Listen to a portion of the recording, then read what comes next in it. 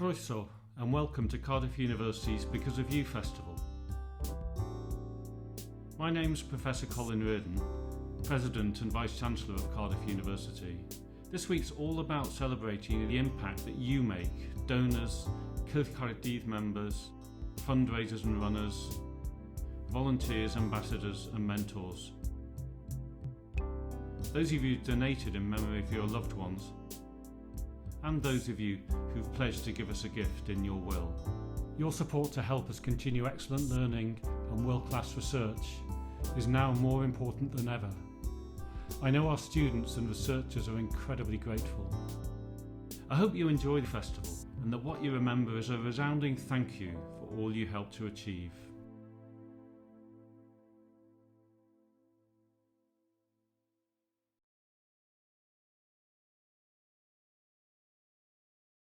Good afternoon, I'm Hannah Sterritz, the Alumni and Supporter Engagement Officer from the Development and Alumni Relations Department at Cardiff University, and I am delighted to be able to welcome you this afternoon to our lunchtime talk with two fellow Cardiff alumni, Josh Peasley and Harry Thorpe, who both graduated from the Welsh School of Architecture in 2018. Today's title of this talk is Building Homes, Communities and Global Connections. I'd like to start by welcoming Josh and Harry, and thank you so much for being with us today. You both started a company while in your second year at university with help and support from the Student Enterprise team and funding from Santander universities. But your connection with Cardiff didn't end when you graduated, and hopefully today we'll hear about how you've continued working with us and are now helping current students as they navigate their way through architecture degrees and entrepreneurship. So welcome, thank you both for your time today. And I will start by kind of taking you back to the beginning and asking, how did you meet? Harry, do you want to take that one? Yeah, sure. So myself, Josh, and the other three original co-founding members of CAUKIN all met at architecture school at the Welsh School of Architecture. So we all joined in first year and through sort of studying together and some of us actually living together. We sort of got chatting about the traveling we'd done in our gap years or years out and talking about how much we enjoyed traveling and the things we'd experienced. And yeah, during second year, Clarissa, the sort of third part of the CAUKIN name, which actually stands for Canada, UK, and Indonesia, joined the school, and that kind of made up the five of us that started CAUKIN at architecture school together. Lovely. And Josh, do you want to tell us about Cauldron Studio? What do you do, and what was the inspiration behind starting the company? Sure. So we are a design and construction social enterprise. Essentially, we use our projects to create impact, and we use our projects as a vehicle to educate and upskill communities and international participants globally. So we built things all over the world. We completed, I think, just shy of 30 projects globally to date. So things like schools, kindergartens, community halls, healthcare facilities, that sort of thing. I guess the motivation for starting it came during our second year. Obviously, as Harry said, we all met and found that we had quite common interests in travel, and we're also pretty practical people. And I think we'd just come to the end of our second year of study and were faced with a long summer ahead of us. And at the time, a lot of our peers were kind of going into architectural offices in the UK or in Europe and doing short work experiences. But I think we felt that we wanted to put our skills to a bit more of a practical use and maybe in a real world context that might help some people. So we started by reaching out to charities and NGOs all over the world and just saying, look, we're an enthusiastic bunch of architecture students. Is there anything that we can build or that we can design for you that might help you out or further your mission in some way? And that's kind of how it all started. And obviously, we got a charity called Friends of Koh Rong. They came back to us and they just set up a school on the island of Koh Rong in Cambodia. And they were really enthusiastic about our proposal and said, yeah, we'd love it if you could build us like a playground and outdoor learning space. And it kind of went from there. We funded that via Kickstarter, went out there for during that second year summer. For I think it was about six or 7 weeks, and built the playground with the local people, with the school kids, and gained so much knowledge and understanding of the community from that process, and that's what kicked it off. Fantastic. And what was it like whenever you went back to university after that summer and juggling both CAUKIN and study? Harry, would you like to take that one? Yeah, sure. I think at first it was maybe fairly difficult because we were still obviously only second year students, so we're still getting to grips with time management and making sure we're getting all of our deadlines, meeting all of our deadlines for university, and alongside also not really knowing all the ins and outs of starting a company. And I think at the time, obviously Josh sort of explained how that first project came together. It was quite organic, and we didn't actually consider that we were starting a company. It was just an idea and something that we enjoyed doing. So I think as we went through that process, it was really, really helpful, and probably one of the strengths of CAUKIN was that there were 5 of us, and actually an extension of that, there was probably 4 or 5 more people that were helping out here and there, either the students or tutors, and actually having that kind of wider team and more people to lean on if someone had a particular deadline coming up, then the rest of us could kind of take the slack. But it was quite difficult. We had to be really really disciplined with our time. We'd usually set aside 1 day per week, which we would spend sort of the whole day together in the same room talking about how we were going to progress CAUKIN and things that we were working on, which would allow us kind of that finite amount of time that would definitely always be dedicated to it, so it didn't sort of fade away. But yeah, I mean, throughout our time at university, we also had sort of years in industry. So when we were doing this, it was kind of also mixing in professional work that we were doing at practices, either locally here in Cardiff or elsewhere in the UK, or even one of the founders worked over in New York. So it was trying to balance out time zones as well, because our projects were obviously overseas in Asia or in the South Pacific. So having sort of, back then it was Skype meetings at like sort of 9-10 p.m. after a full day's work. So it was a lot to juggle, but I think the fact that there was quite a large team of us really helped us to balance everything out. And I think maybe as we started to come towards the end of our university education, we're starting to lean more towards this is something we want to do full time. So start to try and sort of slant the work towards our university work actually feeding into our CAUKIN work and vice versa, and trying to sort of make those two marry up as much as possible. That's brilliant. And did you kind of ever anticipate, I suppose you've touched on this a little bit already, but did you anticipate that this would be a career for any of you? Harry, do you want to take that one? Yeah, sure. I mean, obviously, Josh, you can speak from your experience. I think for me, working at a practice, we all worked for very different practices in 4th year. Working for quite a small practice on really amazing builds.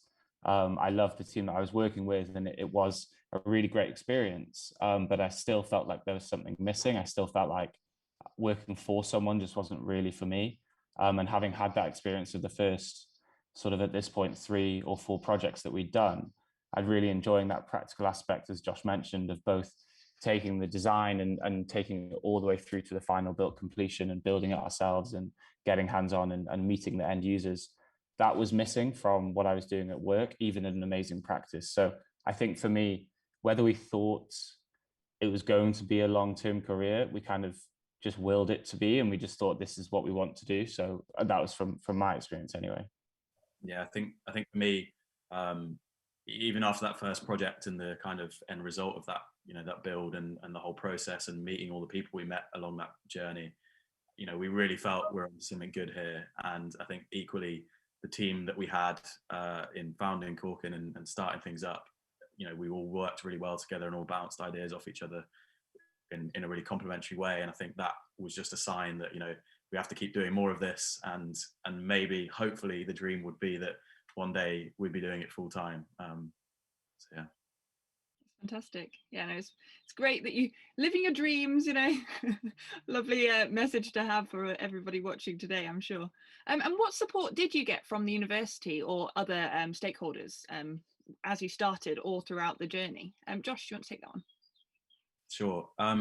Yeah, I mean, the support was really great. I think maybe at the time you don't realize what access you have to such a vast network at university, both in the entrepreneurship team, but also in our course team. There was a lot of tutors and kind of fellow even course members that were really helpful and pivotal in kind of progressing and developing CAUKIN. I think actually it was one of our tutors at architecture school that kind of pointed us in the direction of the entrepreneurship team initially. I think that was after our second year of doing projects, and said, oh, you know, you guys should check this out, as we were starting to formalize things and maybe considering making this, you know, a business. And I think that initial nudge really helped us, and, you know, kind of pushed us to do things properly, I guess. You know, up until that point, we'd been just kind of freewheeling and didn't really know much about how to found a business, or you know, how to manage a business or how to manage people. And I think that support from the entrepreneurship team really helped. And I guess that led us on to entering the Spark competition that was run internally by Cardiff University, which was an entrepreneurship competition where we pitched a business, and, you know, something we'd never done before, so, you know, pitching for the first time. And we were lucky enough to go on and win that competition, which was really great, which then qualified us to enter the nationwide Santander University's entrepreneurship competition, which is a bit of a mouthful. But, you know, I think that was a bit of a jump in at the deep end for us, but was, I think, really great thing to have done and to have pushed our idea and our business forward. And part of that was attending a kind of business accelerator course put on by Santander University program, where, you know, we learn all of the ins and outs of what financing is, and what you know, social impact is, and how we could really formalize all of these processes. And that culminated in an award, which again we were very lucky to have won the People's Choice Awards for that competition. And I think, yeah, that recognition and that kind of process that we went through really helped to push forward our ideas and our thinking, and I suppose mature our thinking, you know, in business terms, which was really helpful. It's great that you speak about them so casually. We won this award and then we did this, but actually they're amazing achievements in the beginning of what turned out to be this company to achieve. So fantastic work as well. And I suppose you mentioned freewheeling, and actually when you start something not knowing what it is going to turn into, actually there's a point where you need to start receiving financial support for it to be a viable business or project. So what difference did, when you started receiving financial support, what difference did that make? Harry, would you like to take that one? Yeah, sure. I think it was sort of twofold. There's the obvious benefit of being able to now be paid for your time, which or not necessarily personally, but for the company to receive you know, a financial injection that then meant we could commit further to it, and reach out to other people, or spend more time doing the work, and spend more money on projects, or put more money into things like all of the administrative things like insurances and all the boring stuff that needs to be paid for, that until that point we'd sort of done as well as we could. So I think there was that side of it, that it helped pay for things like that. At the time, we weren't obviously paying ourselves. We were still students, so we were quite fortunate in a way, or born through necessity, I suppose, that as students we didn't have much of a financial burden. We didn't have mortgages, or we didn't have kids or families or anything like that. So we could be quite sort of, as Josh said, freewheeling, or kind of open to testing things out without huge ramifications. I think the second part that the financial support kind of instilled in us was that it kind of made us feel like we were going in the right direction. Like, as soon as people are willing to pay for something that you believe in, it just gives you that boost that you are doing the right thing, and that actually there is potential there in whatever way, in whatever guise that might be. And that has changed over the years, and what people pay for, and the way that people pay for things, and the services and products that we produce has changed. But just to know that early on that our ethos and the views of the company were people found value in, I think that was probably maybe for me anyway, was maybe the biggest sort of positive to take from that. But yeah, I think actually physically it's also helped us to pay interns for a small period of time. So Santander Universities gave us some money for winning the People's Choice Award, which then allowed us to pay for an intern, which, having someone dedicated to work sort of with us on various tasks that we might not have had time for, again allowed us to kind of expand our reach, expand our sort of portfolio, which obviously in turn has a kind of knock-on effect of getting more work and getting more projects and that kind of thing as well, to give a sort of more concrete sort of positive that's come from it. I think also part of that financial support, going back to your question about how we kind of balanced the founding of the company and university, part of that financial support also went to getting us a sort of office space at the university for our time while we were there.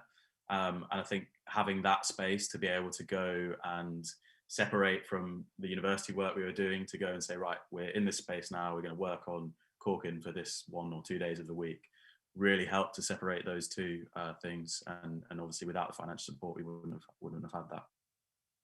Great. And it's my understanding as well that the intern you had was also a Cardiff student. So actually it's just fully Cardiff, and lovely that you've got that support and kind of, you know, full circle as well. So kind of the next generation as well. I mean, can you talk about that internship a little bit more? And maybe Harry, yourself? Yeah, sure. Yeah, it was a Cardiff student, someone that had come on at least a couple of our projects and knew the way that we worked, knew what our sort of vision was and what we wanted to do. And yeah, I think being able to give that back to a Cardiff University student is something that we're incredibly proud of. And it's something that although we're not sort of hemmed in and we're strictly Cardiff only, we have students from all over the world, from all universities around the world. I think there is sort of resonance in our journey coming through the university, and seeing people also coming through as well at the school as well, at the Welsh School of Architecture. And being able to give that back, and just knowing the kind of massive positive effects that doing this kind of work alongside university gave us, and actually fed into making our university work and probably some of our sort of results so much better, because the two kind of complemented each other. So to be able to give someone else that exposure or that opportunity is something that is, yeah, really, really important to us for sure. That's fantastic. And did you get much support from Santander universities outside the initial Spark competition? Josh, yourself? Yes, I think the main one was the kind of business accelerator course that we went on. I think that was a 3-day intense course that 2 of us attended, hosted at Loughborough University, and that gave us just an access to a huge network of people who just have tons and tons of experience to be able to put into our idea and to give their time towards our idea, which was really amazing. I think beyond that as well, the exposure that brought, and being able to have the Santander University's badge to our feather, if you like, was really great, and the kind of continued network that still connects us with. I think actually from that competition, we met someone who then brought us into a charity that we currently work with and have been working with for the last 3 or 4 years, and plan to continue working with for as long as the work comes. So yeah, I think the connections have been amazing from that as well. Fantastic. I mean, it must be tough kind of working globally, as you've touched on already, with the different time zones and things, but were there any kind of challenges and opportunities associated with that first project that you learned lots of lessons to then continue into for further projects? Harry, what about yourself? Yeah, definitely. I think, as you say, working internationally brings with it a huge number of challenges. There's the limitations of, especially within the type of work that we do, the limitations of getting out to site and seeing a site and understanding it, but also understanding the people that are going to use the space. So we quite quickly from that first project realized the importance of having a really strong partner, a strong NGO or charitable partner that are working on the ground there to be able to kind of access and feedback the information to us that's required for the project to be successful.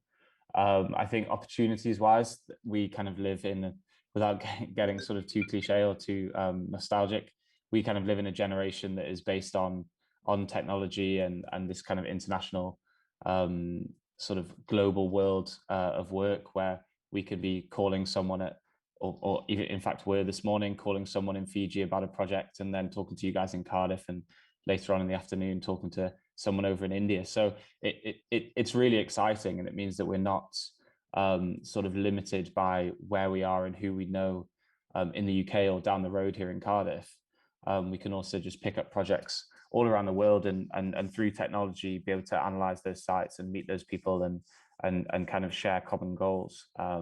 So yeah, I think we've always seen it as a real opportunity. I think the physical challenges of being up in the middle of the night to do calls and meet people is something that we're more than happy to do. That's great. I mean, fast forwarding to today, do you recognise the company or the projects that from when you started, and what have you learned since then, and how has the business grown? Josh? Yeah, I mean, it's definitely come a long way, and of course, the kind of international projects still are, I suppose the bread and butter of our work. I think, in the way that we carry out projects, in the way that we report on impact, even health and safety standards on site, design quality, construction quality, all of that has improved vastly. But I think kind of core idea and the core ethos is still there and still runs throughout everything that we do. Ultimately, it was our passion to be able to work alongside local communities and learn from their vast amount of knowledge of construction, and we've got so much to learn from that as architecture students, and that still is really what we love, and getting out on site and working alongside people is still what we love and still what we do so much of. That's great. I mean, what have your proudest moments been over those years? Josh, do you want to take that one first? I'm sure you've got many to choose from. Sure. I think Harry, I don't know if he'll say the same one as me, but I know there's a moment that stands out to me. That was, so we'd completed our first 3 projects in our first couple of years of doing projects, and then there was like a big step up in complexity of our builds. So we built 3 playgrounds to that date, and then we linked up with a charity in Fiji, and we're discussing building full-scale buildings, so a community hall and a kindergarten. And that was a real huge step up in responsibility, in complexity, but also in potential for impacting on a much larger amount of people. And I think the biggest and probably proudest moment for me still is when we completed that kindergarten, and me and Harry were on site, and we stood back from it and we looked at it and thought, we've really done this. Like we almost couldn't believe that we'd achieved it. And I think that's always a standout moment for me, and I'll always remember that.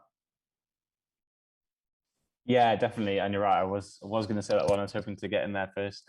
But no, I think aside from that, turning points for me were when we launched the first paying project in Indonesia, and we sort of sat there in our second year, sorry, at the time, third year studio at architecture school, all gathered around a laptop, and we'd kind of launched it out there and we were just sat there waiting.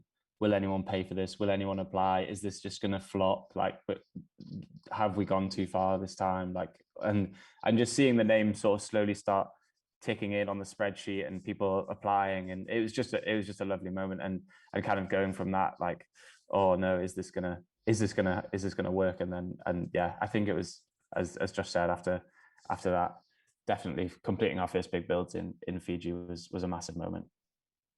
Must be so exhilarating as well, seeing something that you've just had this kind of little idea and actually seeing what it's turned into. It must be like, wow, actually reflecting on it. I'm sure you sometimes step back and say, hang on, where did we get, how did this happen? It must be fantastic. And I know you've been back to help the next generation of students who are working with the enterprise team. What was it like being on the other side? Harry? Sure. Yeah, it's a strange one, because I feel like we're still, although we get the kind of pleasure to do these kind of talks every now and then, I still feel like we're still students and we're still learning, and we're still like, we don't have all the answers. And that's very much what CAUKIN was based on as well. It was about a collaboration of people coming together to help come up with answers. So it's really nice being on the other side, and it's really rewarding to see and hear all of the ideas and the businesses, even if they're not construction based, whatever it might be, that people are coming up with, and trying to relate or feedback any kind of challenges that we had, pitfalls that we've come across, and trying to help other people to maybe bridge those, it maybe through our experience or just through things that we've seen, and through those extended networks of all these competitions or talks that we luckily get invited to do, and people that you meet. And just feeding that back to people, it's really nice, and it's something that, as you say, we don't often get a chance to step back and look at what we've done. So that kind of almost does that for us, to realize we've, as you say, swapped sides. Absolutely. And you touched on it is rewarding to come back and talk with students. Would you recommend it to other people that have been through a similar process? Josh?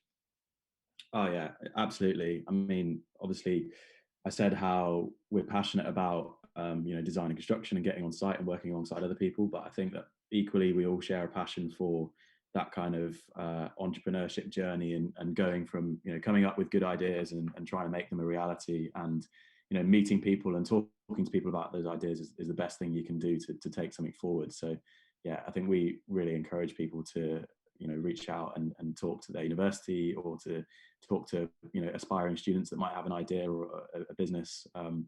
I think the world is better for collaboration, and that's what we're all about. There's always new things to learn, isn't there? Every day is a school day, as they say. And it's interesting you say, we still feel like we're learning, because actually, is there ever a point when you can sit back and say, I've learned everything? I don't think that is the case, is it really? So I suppose that I've got time for one more question. What is next for CAUKIN? Josh? Yeah, I mean, we've got loads of exciting things on the horizon. We're always coming up with new ideas and trying to put new plans and actions into play. I guess obviously the pandemic has created a big issue for us as a business. With so many projects so internationally, it's meant that we've had to look at other ways of kind of carrying out our work. In part, that is looking close to home, so looking at kind of social issues that exist in the UK, so things like mental health, homelessness, loneliness, and how we can use our work and our methods of working to hopefully combat some of those issues.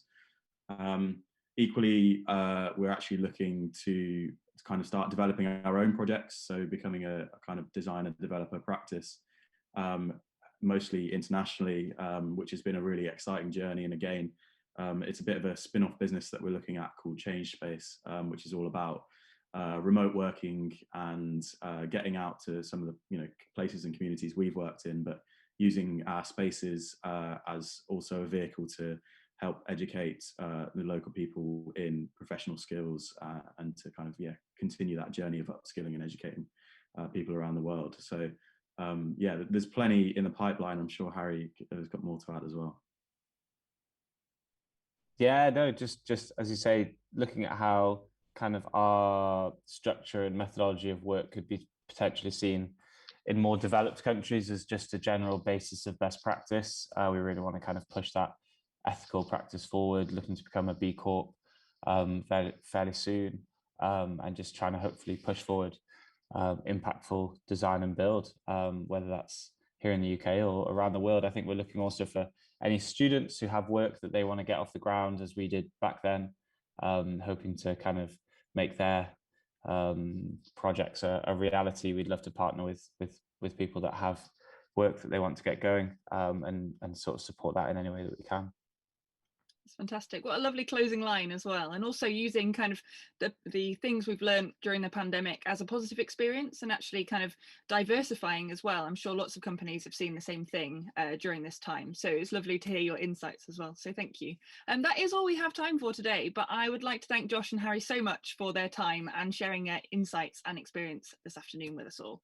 And thanks also to our audience for joining us. At Cardiff, we are so grateful to everyone who donates, volunteers their time to supporting students, or as an alumni ambassador, helps to fundraise as part of Team Cardiff, or leaves a gift in your will.